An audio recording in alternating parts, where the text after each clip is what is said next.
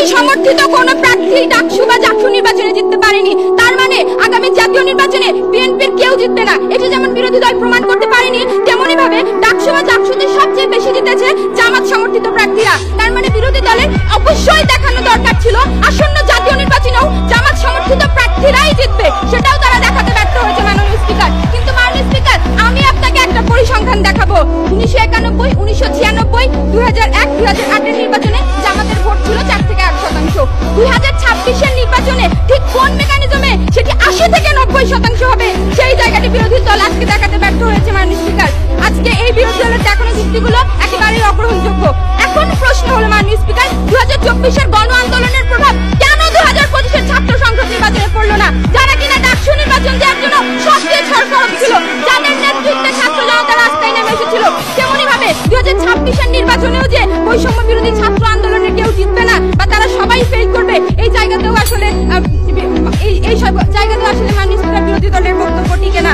এরপর দেখুন মাননীয় স্পিকার, সানেমো অ্যাকশন এইডের জরিপ বলছে আসন্ন নির্বাচনে বিএনপি 39%, জামাত 22%, এনসিপি 16% তরুণদের ভোট পাবে। জরিপে বিএনপিকে ভোট দেওয়ার বিষয়ে গ্রামীণ অঞ্চল 38% আর শহরাঞ্চল 40% আগ্রহ প্রকাশ করেছে। কিন্তু বিরোধী দলের যুক্তিমতে ছাত্র সংসদ নির্বাচনের ফলাফল আসন্ন জাতীয় নির্বাচনে প্রভাব ফেলবে, সেই হিসেবে বিএনপি 10-12%, এনসিপি 4-5% আর জামাতের 80 থেকে 90% ভোট পাওয়ার কথা। কিন্তু জরিপ বলছে ঠিক তার উল্টো মাননীয় স্পিকার।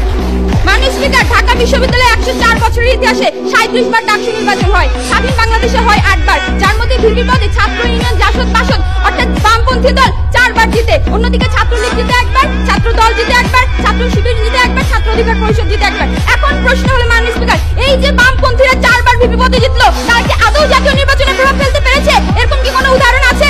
না মাননীয় স্পিকার, তার মাধ্যমেই কিন্তু আজকে প্রমাণিত হয় যে ছাত্র সংসদ নির্বাচন আর জাতীয় নির্বাচন দুটি একেবারেই আলাদা বিষয় মাননীয় স্পিকার। বাস্তব ভিত্তিক আলোচনা আমরা বলছি মাননীয় স্পিকার, ছাত্র সংসদ নির্বাচন আসন্ন জাতীয় নির্বাচনে প্রভাব ফেলবে না। শুধু আমরা না মাননীয় স্পিকার, স্বয়ং মাহমুদুর রহমান মান্না স্যারের মতে ডাকসু নির্বাচন জাতীয় ভোটের প্রতিফলন করবে না, এই যে দেখুন তার প্রমাণ। কিন্তু বাংলাদেশের মতো বৈচিত্র্যময় রাজনৈতিক পরিবেশে, বৈচিত্র্যময় ভোটের বাস্তবতায় আজকে ছাত্র সংসদ নির্বাচন কখনোই আসন্ন জাতীয় নির্বাচনে প্রভাব ফেলবে না। বিশ্লেষক